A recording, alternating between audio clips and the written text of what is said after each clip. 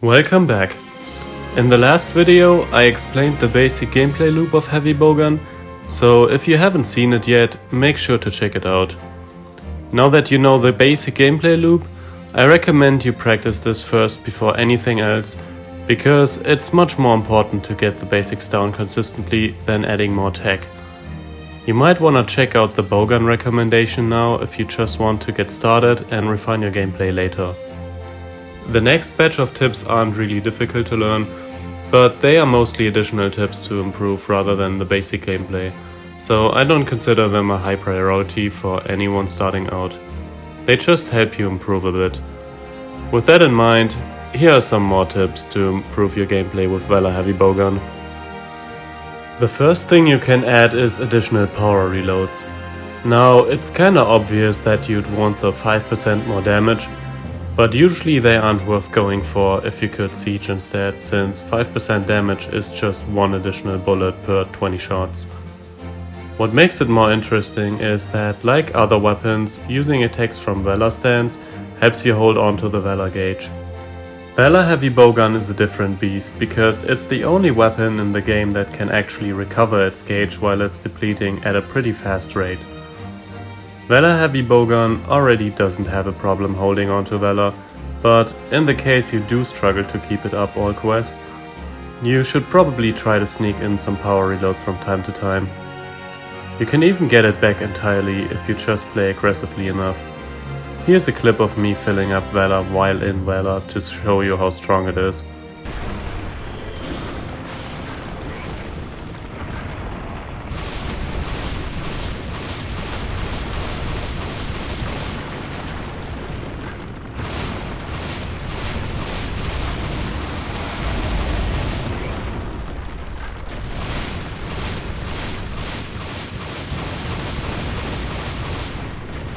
This one is no secret tech, but good to know and exploit is the way Valor evading works. As mentioned before, you have a 180-degree range in front of you that triggers the evade, and you'll always evade backwards no matter the angle of the attack. You can exploit this by positioning yourself in ways that intentionally face the attack from the side to gain a close distance. You can do this by flicking the stick, because similarly to aiming, the Valor Sheathe can adjust its angle almost instantly if you hold the stick in a different direction before pressing Y. Here's an example of me using this to my advantage to get into critical distance immediately after an evade by controlling the angle I'm getting hit from.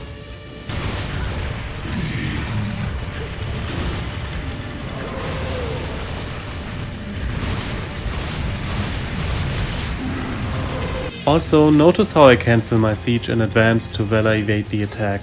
Iframing this attack is pretty unreliable and I don't want to take the risk. Instead, I roll out, get into position to dodge and roll into crit distance to siege at the weak spot. Sometimes rolling out and repositioning is faster and more reliable than trying to force an iframe roll. In addition to this, you can also save time by holding off of sheathing the weapon until the monster attacks. The Valor evade is faster than the regular Sheathe, especially when considering that you don't need to find an opening to use it. Sometimes it can be worth it to intentionally continue shooting even if you need to use items until you get attacked. Personally, I often intentionally don't heal until the monster targets me again. This might look scary to teammates, but if you play cautiously and stay ready to Valor Sheathe any attack, you can get some damage in and heal faster compared to sheathing and healing immediately. Another exploit with Valor's moveset you can do is set up a few shots before a good attack window to start firing at a faster rate immediately.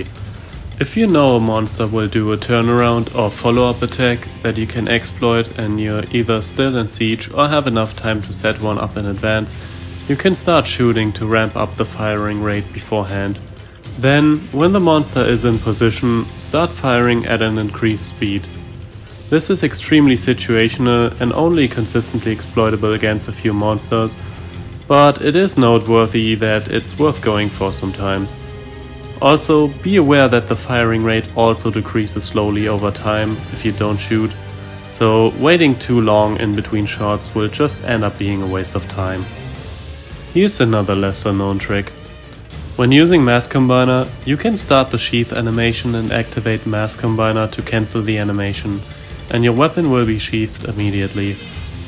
This can be helpful if you want to run while combining with the L stick, or heal, or go to a different area afterwards anyway. You can also provoke a mount very easily with bowguns. While standing on a ledge, roll over it and shoot immediately.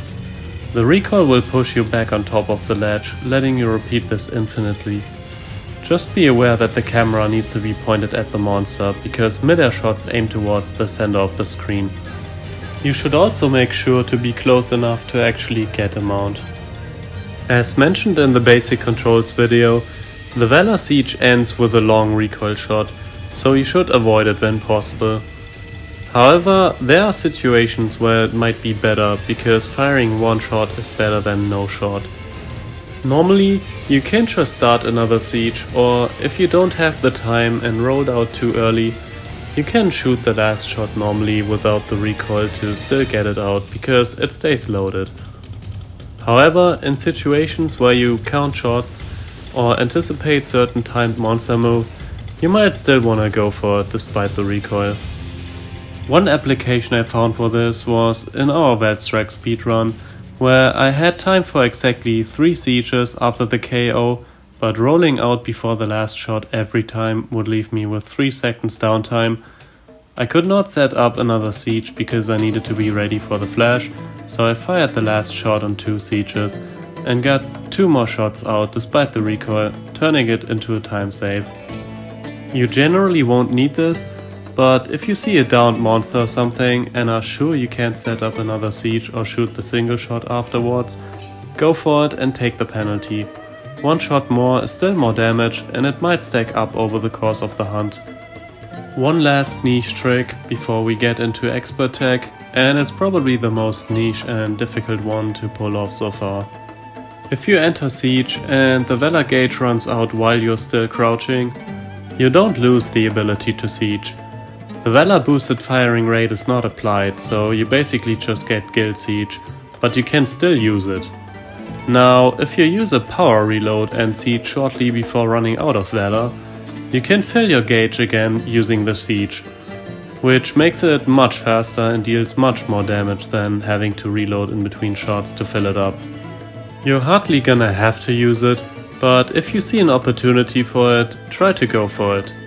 In my opinion, the easiest and most common way to exploit this is on multi-monster quests where you typically run out of Valor shortly before the next monster spawns. Just power reload and siege in front of the spawn of the monster and start sieging when it arrives to get Valor back immediately. The final segment is going to use literal speedrun tech, and in my opinion is hardly worth learning unless you're already good at Valor heavy bowgun and are simply looking for ways to min-max and squeeze every bit of damage out of this weapon that you can get. Most of these tricks in particular are hardly known, and I haven't seen a single guide that included them so far, because they were discovered pretty late and don't meaningfully improve efficiency outside of speedruns where every second matters. Also note that just knowing and using this tech doesn't automatically make you a speedrunner, as it's a different skill set and monster behavior, stagger values and all that stuff plays a much bigger role than just knowing your weapon. But they're gonna help you improve if you care about efficiency, whether it's for speedrunning or not. First, the Valor Sheathe combine. As mentioned in the initial settings, L-stick controls give you small gameplay advantages. For example, you can run with the menu open. You can also run away from the monster and roll without doing the Superman dive. You can even enter Valor stance with the menu open. With this in mind, did you also know that you can Valor Sheathe while combining and then close the menu and still have time to roll out and keep the weapon drawn? Because that's a thing you can do. You open the menu, start combining, anticipate the monster attack, press the L stick while still holding A to combine, and when you get hit, press the menu button to close the menu, then roll out with X and act as if you normally avoided this attack. You can combine this with other tech too and use it to combine, evade, reposition and immediately siege, combining 3 otherwise separate actions into one. The combined power reload is sort of an extension of this. If you don't get hit, you can still exploit this by starting a power reload while combining and close the menu and do the reload as soon as you're done, saving you the time of power reloading after combining. I like to do this with single ammo such as Para 2 or Demon Armor S to load it while combining and assist the team without really compromising my own damage uptime. Just select the ammo before combining, start combining, press the L stick while combining, let go of the L stick shortly before finishing combines, close the menu with the menu button, press X to get the power reload and shoot your demon shot before sieging again.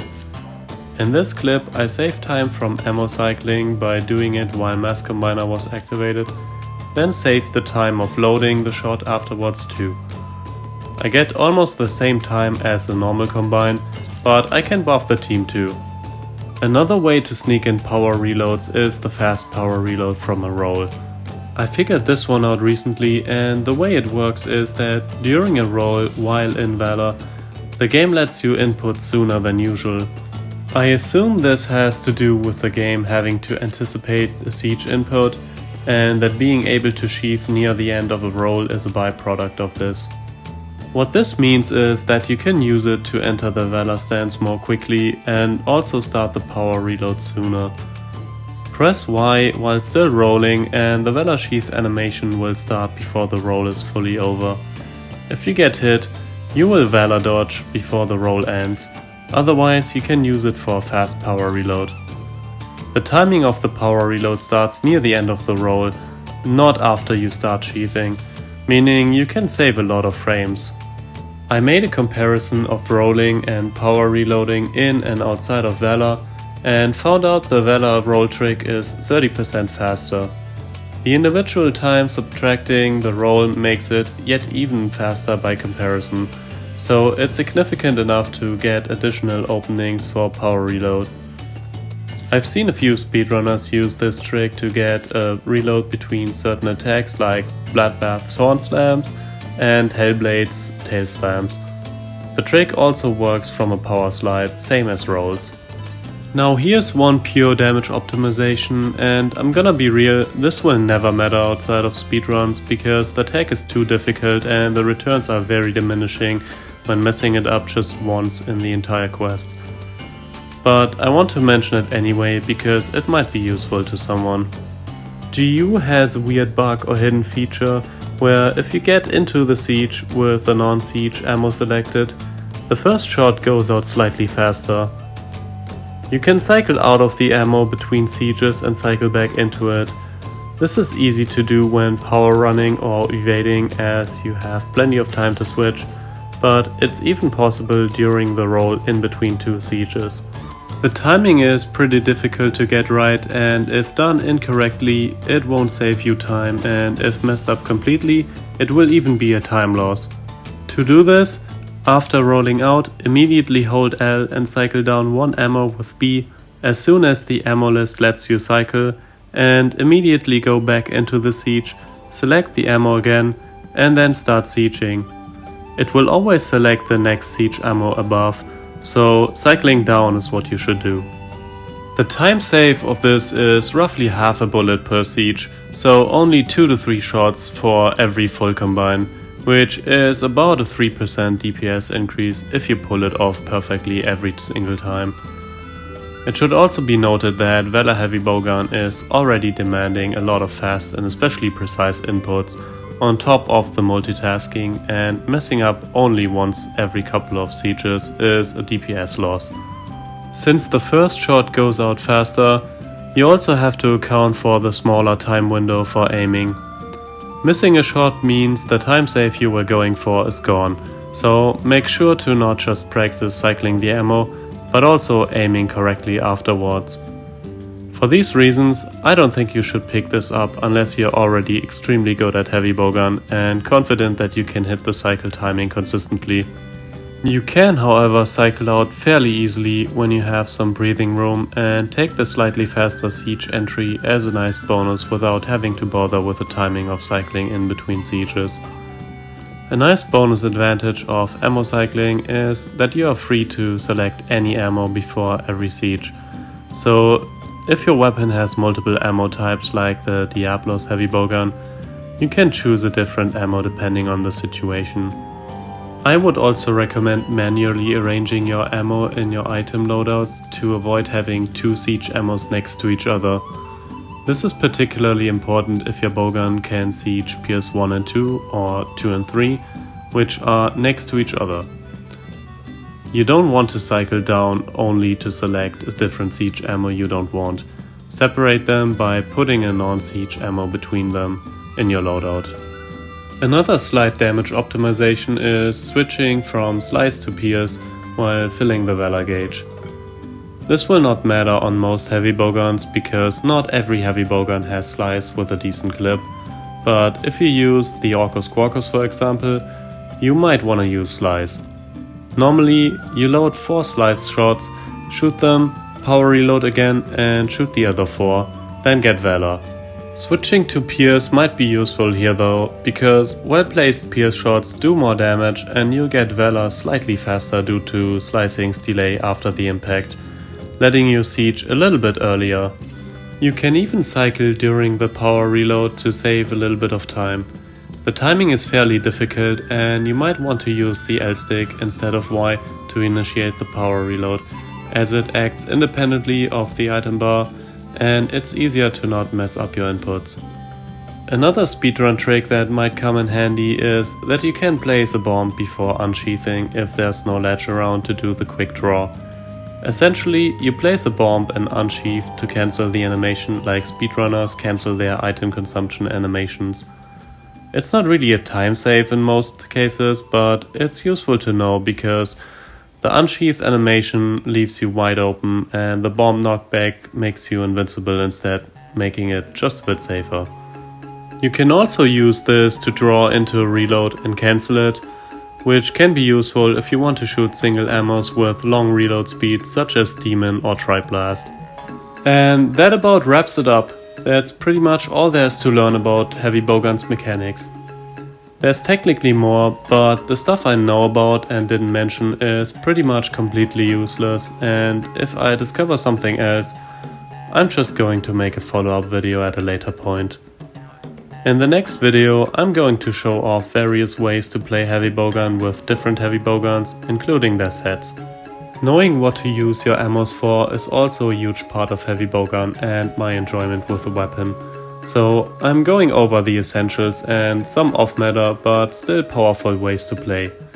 And like the other videos, I put all the relevant resources into the description for further reading.